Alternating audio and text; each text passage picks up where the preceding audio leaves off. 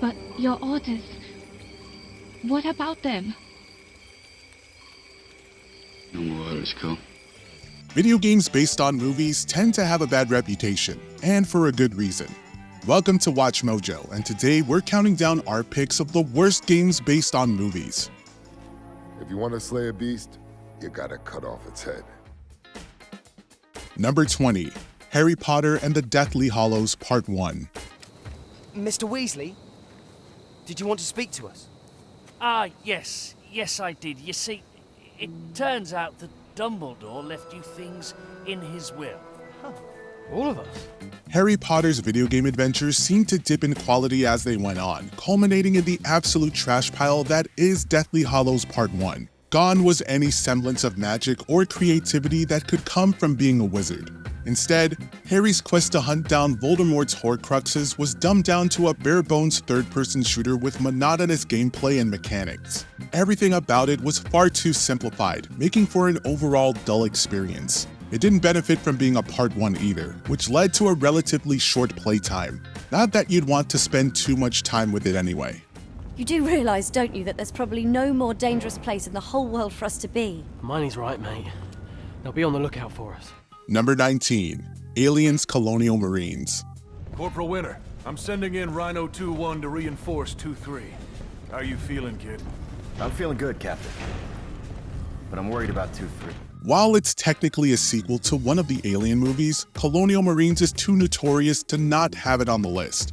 It's still one of the most famously disappointing launches of a tie-in game, and even one of the worst games of the 2010s. Hype was pretty high, but was quickly shattered when everyone got their hands on it. One of the biggest criticisms was the graphical downgrade between the pre-release footage and the actual game. Even if it had looked perfect, that wouldn't have helped with the short playtime of its campaign, horrible enemy AI, dull gameplay, and a multitude of bugs. I don't know what. Thanks for that. Number 18, Bad Boys Miami Takedown.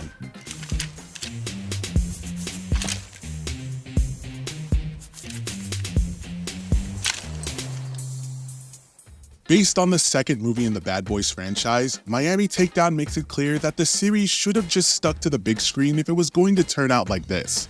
The gameplay is serviceable, if not completely generic, but you can't even mildly enjoy that because the controls are so stiff and cumbersome. Everything else makes it a pain to play too.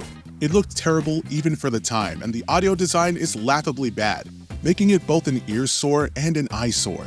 That's not to mention the horrendous dialogue delivered through some pretty poor voice acting. It's all just a mess. Just throw 'em and watch them bounce back and blow your own legs off. Don't make me shoot every single goddamn one of you! Number 17, R.I.P.D. The Game. Nick Walker was one of Boston's finest police officers. The kind of guy that doesn't flinch in a firefight. Which is unfortunate because he died of it. It isn't as if the R.I.P.D. movie did well commercially or critically, so we doubt many people played the tie-in game. For anyone who did though, we offer our condolences. This was clearly a low-budget cash grab, but even by those low standards, it's pretty subpar. Outside of a short comic-style cutscene at the beginning and end, there's also no story.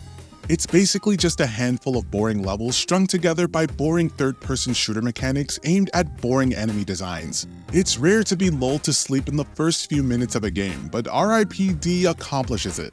Sure, it was sold at a discounted price, but even that was too much.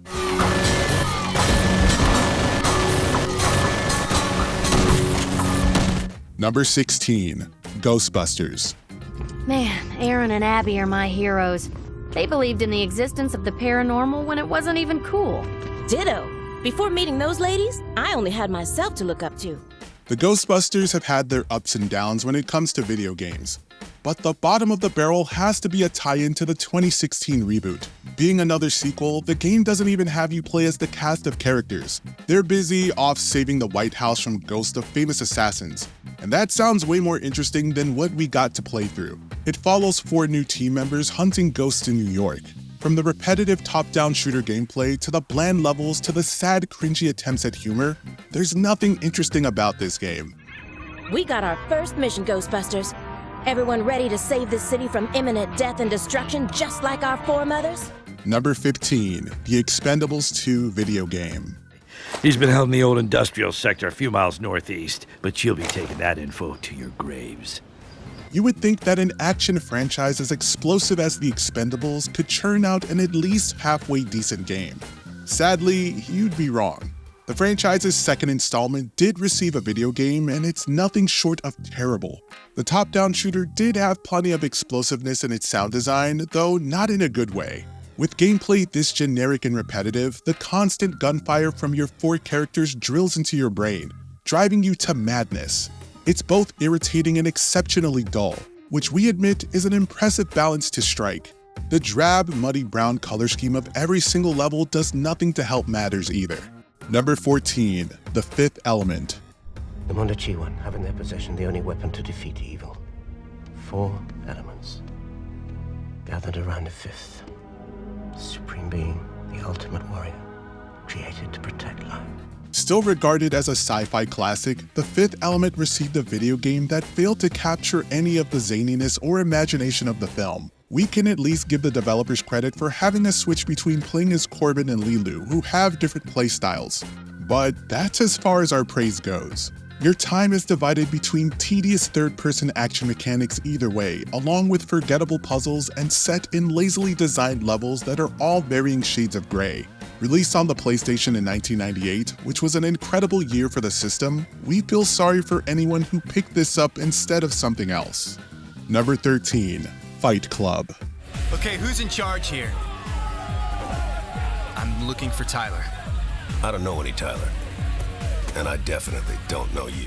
The Fight Club game was released 5 years after the movie, likely trying to cash in on the cult status it earned after disappointing at the box office. Ignoring the irony of doing so for a film with so much anti-consumerism messaging, the game is as lazy as they come. We know we've called a lot of these games repetitive, but that's a common thread tying them all together in the landscape of horrid tie-ins. This is the most basic fighter you could come up with mechanics so easy there's essentially no skill ceiling, or rather, it's so low that anyone could reach it.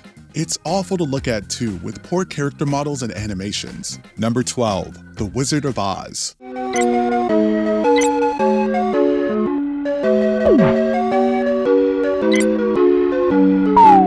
The Land of Oz is full of magic, wonder, and plenty of other elements that would make for a great video game. This obviously is not that.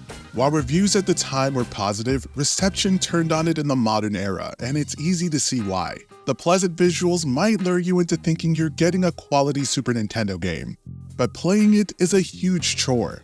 Controls are clunky, and every character does minuscule damage.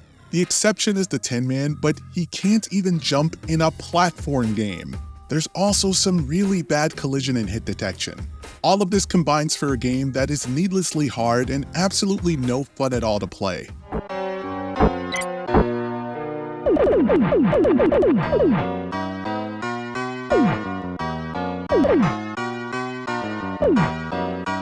Number 11, Robocop. A first-person shooter following Robocop should have been an easy home run. And yet, this 2003 tie-in on Xbox is the exact opposite. We get that the on-screen hero isn't exactly agile or quick, but trudging along these uninspired cityscapes is an absolute slog. The targeting system is also inspired by the movies, but it happens so frequently on enemies and items and is so bright that you'll see it whenever you close your eyes. It's meant to be helpful, but winds up being detrimental almost immediately. Add on some really bland mechanics and a shoddy control scheme, and Robocop is a huge disappointment to its namesake. Though, coming from the studio behind Superman 64, we shouldn't be surprised.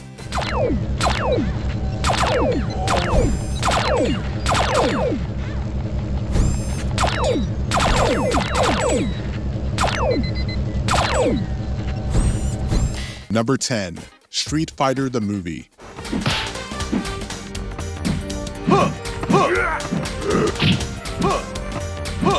Based on the movie that was based on Capcom's Fighter series, this is an entry best forgotten. It isn't as if the movie was good to begin with, but the campiness at least offers more enjoyment than trying to play this garbage.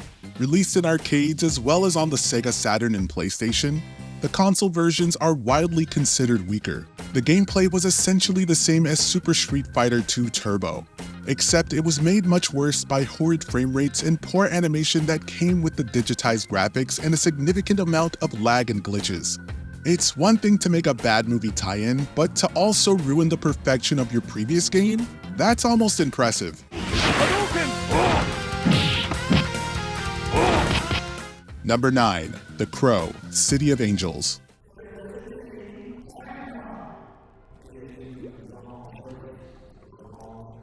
A video game tie-in to a sequel that most fans would choose to ignore, The Crow City of Angels received scathing reviews to match its source material, and it isn't as if time has been kind to it.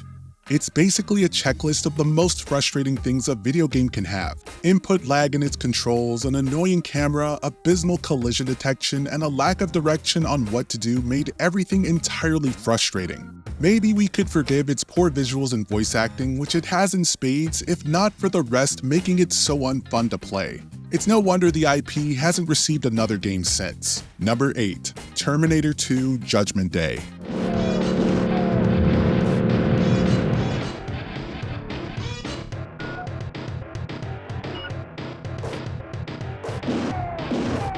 Terminator 2 received a wide variety of games across multiple platforms, some of which were pretty good. But we're not here to talk about those. The 16-bit version, whether played on the Sega Genesis or the Super Nintendo, is a truly miserable playthrough. Despite the timeless visuals many games on either system had, Terminator 2 looks terrible with tiny character sprites and substandard animations. Gameplay is simple, but controls are incredibly weak, and that's especially true during the confusing driving sections that caused many players to rage quit. It's aggravating to play throughout, but what will really drive you up the wall is the music, which never changes.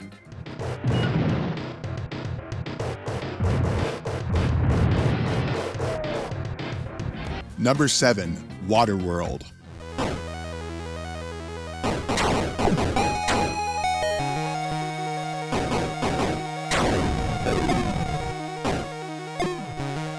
When a game is released on different platforms, it can sometimes lead to wildly different experiences. But no matter where you played Waterworld, inspired by the Kevin Costner-led film, you had a bad time.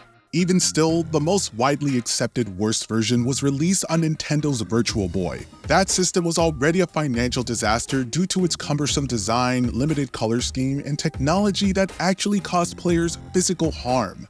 But this game was panned for its lackluster enemy designs, poor visuals, sluggish controls, and, as we've seen with several others on this list, poor collision detection.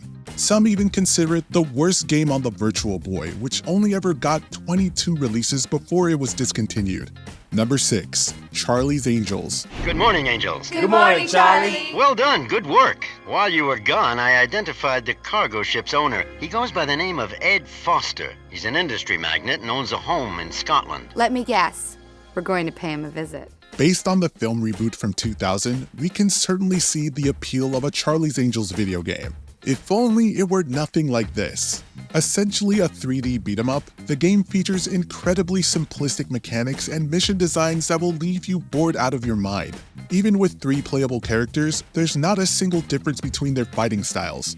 And when you aren't bored, you're suffering from the incredible frustration that comes from controls that were dated even in 2003 and horrendous camera angles. Even for big fans of the movie, there are no redeeming qualities to be found here. And for fans of beat-em-ups, it's an insult to the genre. If we found him, why not just send in the police? I don't want Foster to panic. He could do something reckless at the sight of a uniform. How do you figure? Number 5. Back to the Future.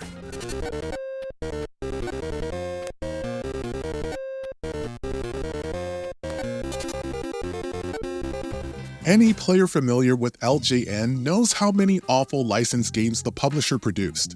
Back to the Future on the NES is one of its most infamous releases and a shining example of what not to do when transitioning a movie into a video game. The gameplay decisions made here are completely baffling. Why does Marty collect clocks like some type of Paperboy ripoff? Why is his hitbox twice as big as his sprite? Why is the street so small? Why does he throw bowling balls to attack? And why is there only a single looping tune? The difficulty level is unfair in both this and its minigames, and it's just such a hassle to play. Number 4. Fast and Furious Showdown. Good. The convoy's moving. On my go, do not hold back. It's a tactical necessity that they learn we're coming. Outside of arcade releases, the Fast and Furious franchise has never had a good track record when it comes to video games. Let's not forget 2020's Crossroads, which was panned and delisted less than 2 years after release. Only slightly worse than that was 2013's Showdown. It's set between the 5th and 6th movies, but beyond that, it barely features any semblance of plot, with main character Dominic Toretto not even appearing. It's a shame. A blend of vehicular combat, racing, and the franchise's signature set pieces seems like a recipe for a fun time, but Showdown is profoundly horrible. Missions are short and buggy, poor physics make the core driving system a chore, and visuals are bland at best. Number 3. Friday the 13th. Another stunning piece of trash from the LJN brand, Friday the 13th is just as infamous as Back to the Future. Following the counselors of Camp Crystal Lake, players must attempt to flee from Jason Voorhees until they accomplish the proper tasks in order to defeat him. Figuring out what to do takes the patience of a saint. And on top of that, you have to deal with exceptionally aggravating mechanics and an unfairly high difficulty level. NES games are known to be hard, but this was beyond belief. Nothing about it was scary either, just a tedious, infuriating train wreck of a game. You have a better chance at surviving a run-in with Jason than actually completing this game.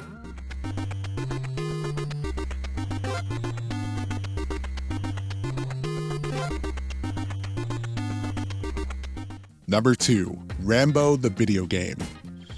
Murdoch, I'm coming to get you. Encompassing sequences from the first 3 Rambo movies, this gigantic waste of time from 2014 failed on every single front. It's hard to tell if it was a bigger bomb critically or commercially. Graphics were laughably bad in comparison to everything else at the time. And while it was expectedly a shooter, it was an on-rails one, which no one seemed to want. Gameplay was repetitive and generic, hampered even more by an overuse of quick-time events. And even though it was 3 movies crammed into a single game, the short playtime made everything feel rushed. In fact, it felt like development was rushed too, since there were a ton of technical issues. You have no chance. I will take your life. Somehow I don't believe him. Before we continue, be sure to subscribe to our channel and ring the bell to get notified about our latest videos. You have the option to be notified for occasional videos or all of them. If you're on your phone, make sure to go into your settings and switch on notifications. Number 1. E.T. the Extra-Terrestrial.